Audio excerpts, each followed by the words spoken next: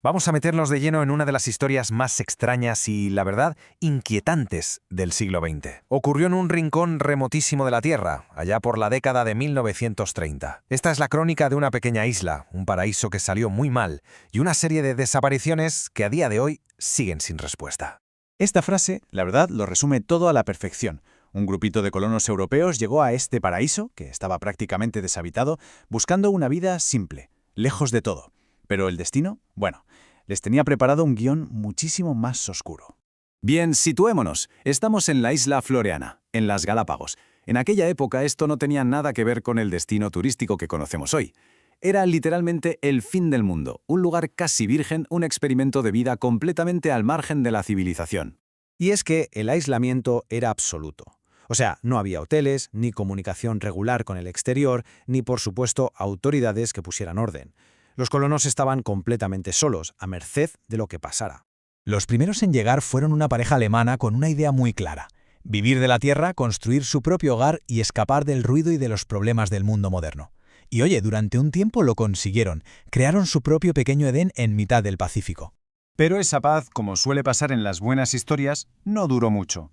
La armonía saltó por los aires con la llegada de un personaje que parecía de verdad sacado de una novela. El choque fue, inmediato y total. Mientras los primeros habitantes querían silencio y ser autosuficientes, la recién llegada tenía unos planes radicalmente opuestos. Ella quería ser el centro de atención, quería lujo y quería convertir la isla en su propio reino. Eran dos visiones del paraíso que estaban destinadas a chocar. Es que la autoproclamada baronesa era todo un espectáculo. Desembarcó en la isla con 2 amantes, vestía de forma súper extravagante, llevaba siempre un látigo y le anunciaba a todo el mundo su plan: transformar Floreana en un hotel de lujo para millonarios. Claro, como era de esperar, su presencia lo cambió todo. La tranquilidad se esfumó y en su lugar apareció una atmósfera súper densa, cargadísima de tensión. El paraíso empezó a enseñar su cara más oscura.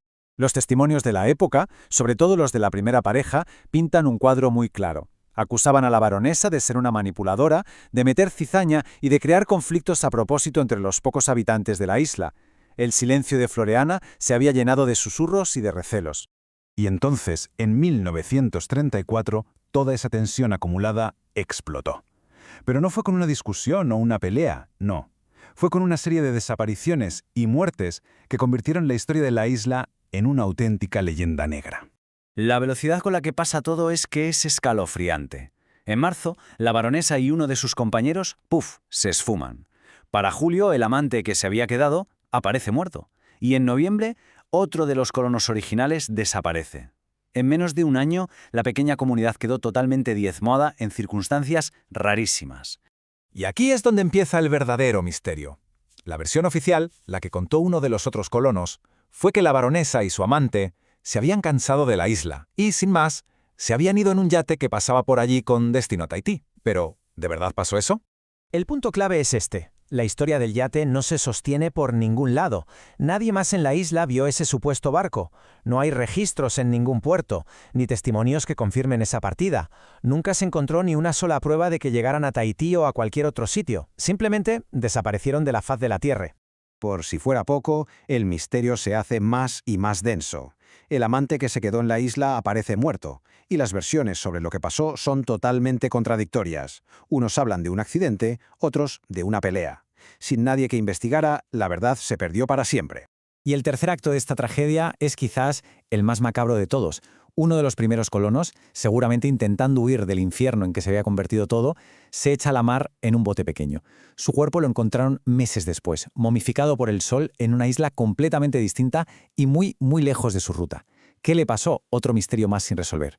Y así llegamos al final de este repaso, que en realidad es un principio, porque casi un siglo después, la historia de Floreana sigue siendo un caso abierto, una colección de preguntas sin respuesta que ha alimentado todo tipo de teorías.